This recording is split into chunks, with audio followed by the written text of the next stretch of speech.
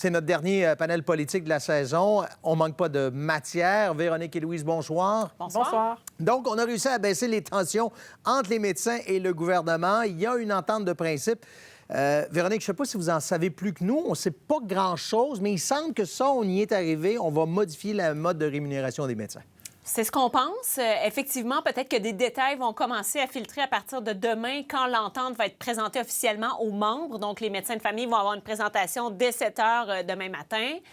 C'était une condition sine qua non du gouvernement Legault qu'il y ait un changement de mode de rémunération. Au nombre de fois que François Legault a dit « Tous les gouvernements avant nous ont reculé, nous, on reculera jamais, on va le faire ». C'était comme un leg, finalement, de dire on change une bonne fois pour toutes le mode de rémunération. Et puis, de toute façon, les médecins de famille étaient d'accord.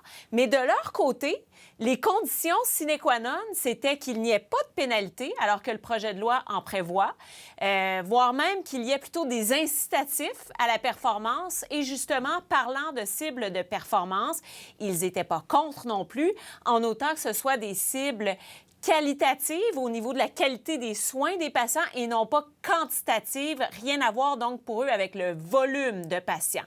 Mais le gouvernement veut quand même une prise en charge. Alors moi, j'ai vraiment hâte de voir les détails de cette entente-là parce que il y a probablement les Québécois qui nous écoutent en ce moment doivent espérer aussi que c'est une bonne entente parce qu'avec l'automne qu'on a traversé, les médecins qui ont menacé de partir, l'anxiété qui s'est installée chez beaucoup de patients, je pense que tout le monde ce soir se dit hey, c'est mieux d'être une vraiment bonne entente parce que sinon on va se dire tout ça pour ça.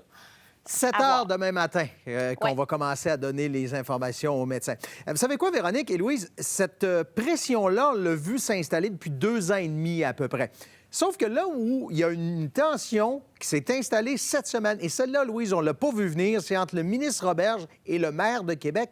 Le maire de Québec qui part en croisade. D'où ça vient, cette croisade-là, du maire Marchand? Bien, ça, c'est une excellente question, Bruno, parce que sur le dossier de l'immigration, on avait l'impression que M. Marchand avait semé une graine la semaine dernière lorsqu'il a rencontré le premier ministre François Legault à l'Hôtel de Ville de Québec.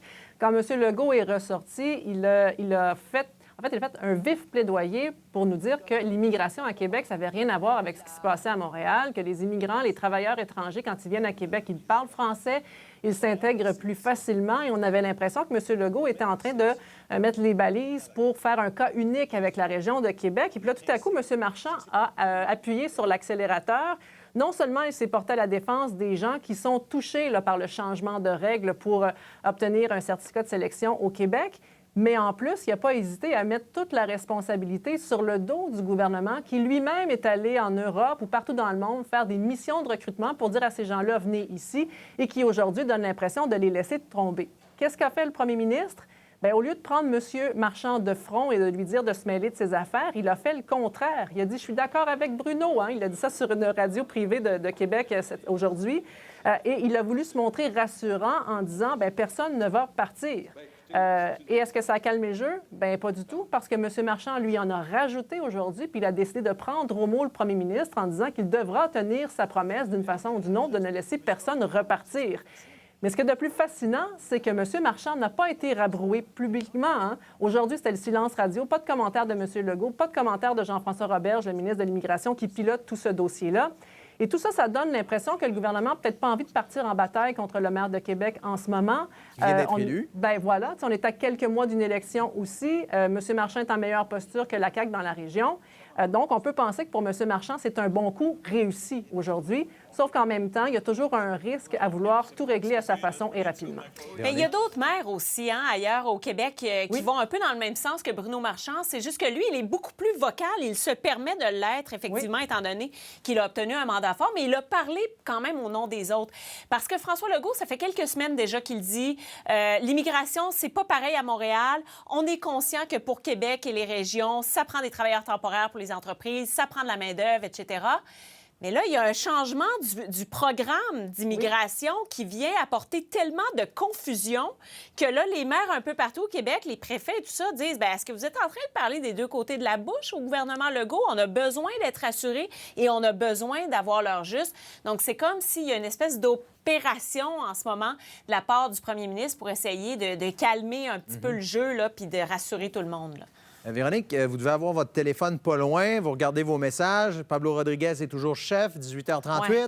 Hey, je vous le disais ce matin, l'étau se resserre. Ouais. À chaque jour, on apprend quelque chose de nouveau. Est-ce qu'il peut rester, Pablo Rodriguez? Tant que son caucus de députés élus va continuer de l'appuyer publiquement, ça tient un fil, là, mais c'est probablement ça qui peut encore le garder en place à l'heure où on se parle. C'est quand les députés vont commencer à longer les murs puis ils vont arrêter de nous dire devant les caméras que Pablo Rodriguez est toujours l'homme de la situation. Monsef Déragi l'a fait un peu, là. Oui, bien, on voit une évolution du discours, effectivement. Du côté de Monsef Déragi, Enrico Ciccone, Monsef Déragi qui disait, ben là, moi, je suis pas capable de parler d'autres dossiers que ça me dérange. Et Enrico Ciccone qui dit, ben moi, je m'en fais parler dans mon comté sans arrêt. Ça me dérange, moi aussi.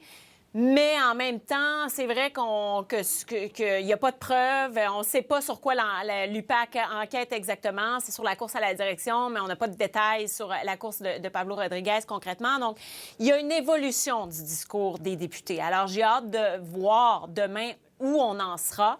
Mais c'est comme un étau qui n'arrête pas de se resserrer sur lui, là. Oui, puis Véronique le disait bien, on la sent, cette exaspération là, chez les députés à l'Assemblée nationale. Puis on l'a vu, cette escalade, dans les dernières semaines aussi.